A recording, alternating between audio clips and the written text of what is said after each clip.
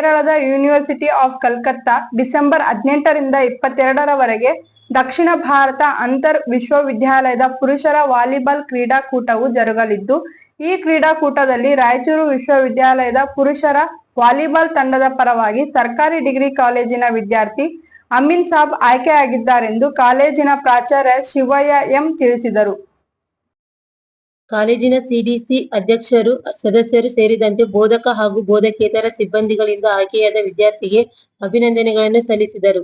ಈ ವೇಳೆ ಸಿಡಿಸಿ ಸದಸ್ಯರಾದ ಬಸವರಾಜ್ ರೌಡ್ಕುಂದ, ಪ್ರಾಧ್ಯಾಪಕರಾದ ಬಸವರಾಜ್ ತಡ್ಕನ್, ಕ್ರೀಡಾ ವಿಭಾಗದ ಸಂಯೋಜಕರಾದ ಡಾಕ್ಟರ್ ವೆಂಕಟ ನಾರಾಯಣ್ ಎಂ, ಉಪನ್ಯಾಸಕರಾದ ರಾಜೇಶ್ ಎಂ, ಹುಸೇನ್ ಹಾಗೂ ದೈಹಿಕ ಶಿಕ್ಷಣ ನಿರ್ದೇಶಕರಾದ ಶಿವಕೆ ಇದ್ದರು.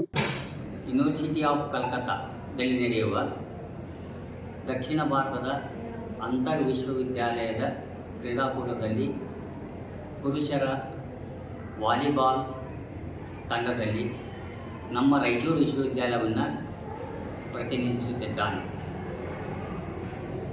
ಈ ವಿದ್ಯಾರ್ಥಿಗೆ ನಮ್ಮ ಕಾಲೇಜಿನ ವತಿಯಿಂದ ಮತ್ತು ವಿದ್ಯಾರ್ಥಿಗಳ ವತಿಯಿಂದ ಮತ್ತು ಕ್ರೀಡಾ ವಿಭಾಗದ ವತಿಯಿಂದ ಈ ವಿದ್ಯಾರ್ಥಿಗೆ ಶುಭವಾಗಲಿ ಅಂತಂದು ನಾನು ಕಾಲೇಜಿನ ಪರವಾಗಿ ಕೇಳಿಕೊಳ್ಳುತ್ತೇನೆ.